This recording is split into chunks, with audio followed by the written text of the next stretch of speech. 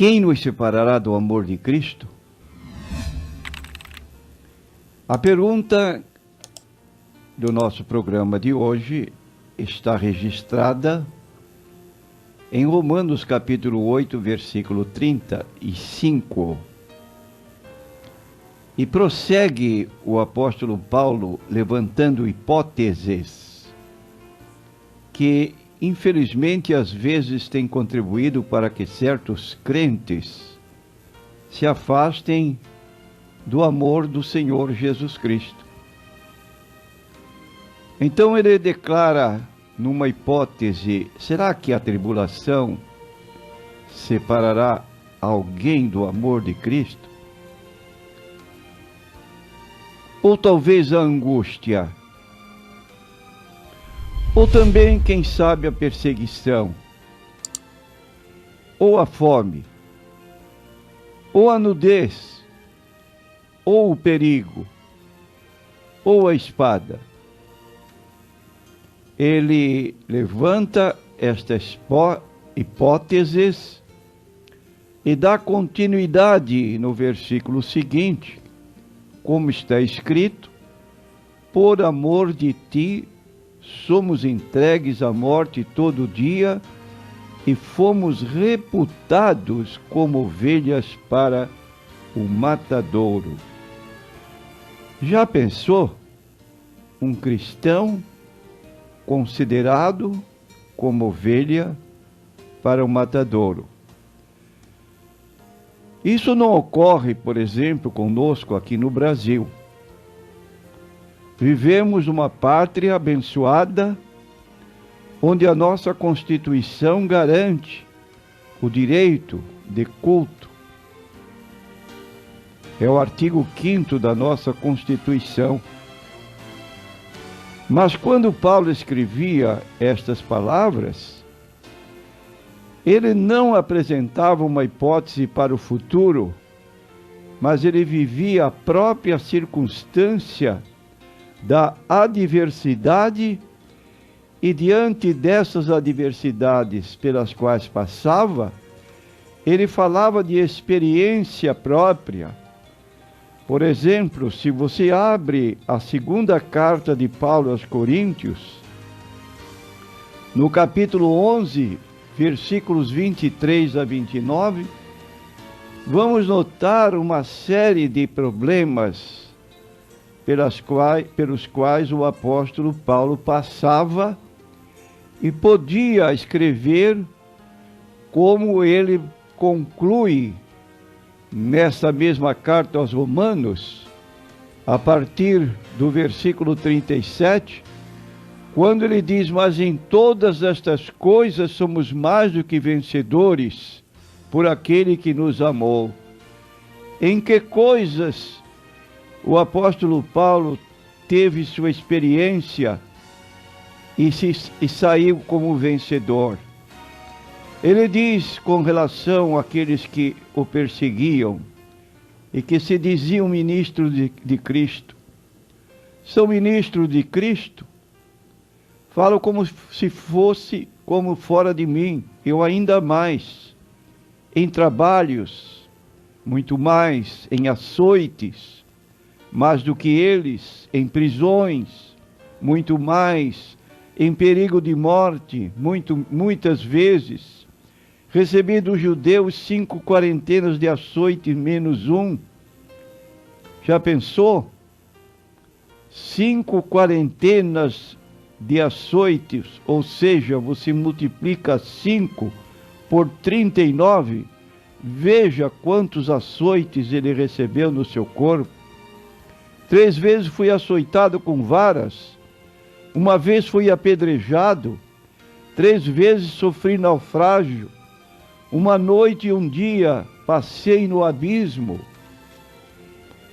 Em viagens, muitas vezes, em perigos de rios, em perigos de salteadores, em perigo dos da minha nação, em perigo dos gentios, em perigos na cidade, em perigos no deserto, em perigos no mar, em perigos entre os falsos irmãos, em trabalhos e fadiga, em vigílias muitas vezes, em fome e nudez, em jejum, muitas vezes em frio e nudez. Que descrição faz o apóstolo da sua própria situação como pregador do Evangelho, e agora então ele pode lançar um desafio e dizer aos cristãos da cidade de Roma: quem nos separará do amor de Cristo?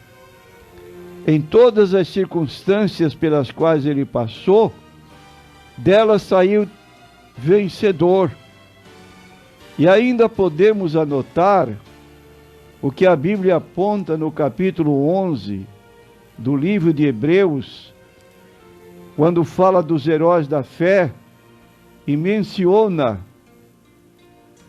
a partir do versículo 36 a 38, porque necessitais de paciência para que depois de haver desfeito a vontade de Deus, possais alcançar a promessa. E ele então diz mais, nessa mesma parte: outros experimentaram escárnios e açoites, e até cadeias e prisões, foram apedrejados, cerrados, tentados, mortos ao fio da espada, andaram vestidos de peles de ovelhas e de cabras, desamparados, aflitos e maltratados, homens dos quais o mundo não era digno, errante pelos desertos e montanhas e pelas covas e cavernas da terra. Uma descrição que aponta tribulações várias, problemas seríssimos que poderiam muito bem contribuir para a desistência da carreira cristã. Então o crente não deve ignorar o que disse Jesus em João 16, 33. No mundo tereis aflições. Hoje, em países islâmicos, notadamente, seja na África, seja em outras partes do mundo, maiormente nos países árabes, há perseguições atrozes contra os cristãos que não podem se identificar até como crentes em Jesus. E nós aqui no Brasil, será que estamos com tendências ao afastamento de Deus? Eu acredito que o número de pessoas desviadas se equipare até ao número de pessoas crentes em Jesus. Começaram impetuosamente na vida cristã, mas de repente, nos momentos de tribulação, essas pessoas simplesmente se afastaram, deixaram de ser crentes no Senhor Jesus Cristo. Isso é muito triste. Nenhum crente deve estranhar o fato de experimentar adversidades, perseguição, fome, pobreza ou perigo. Porque, como dissemos, Jesus avisou: no mundo tereis aflições. Agora saiba, meu prezado ouvinte, que nós seremos vitoriosos quando passamos a confiar em Deus. Aqueles que não conhecem o Senhor Jesus e, portanto, não têm nenhuma esperança no Todo-Poderoso e dele nada esperam, ficam totalmente à mercê de uma triste situação, sem saber como agir. Eles insistem em ignorar o Deus de Abraão, de Isaac e de Jacó, que abriu o Mar Vermelho, fez brotar a água cristalina das rochas no meio do deserto escaldante. E quando a pessoa não tem em que se escorar, quando se vê envolvida com problemas como bebidas, drogas e outras situações parecidas, vão buscar socorro até na bebida alcoólica para esquecer seus problemas. Mas, como crentes em Jesus, a situação deve ser diferente. Ninguém pode matar a nossa esperança, e a nossa esperança está no Senhor Jesus Cristo.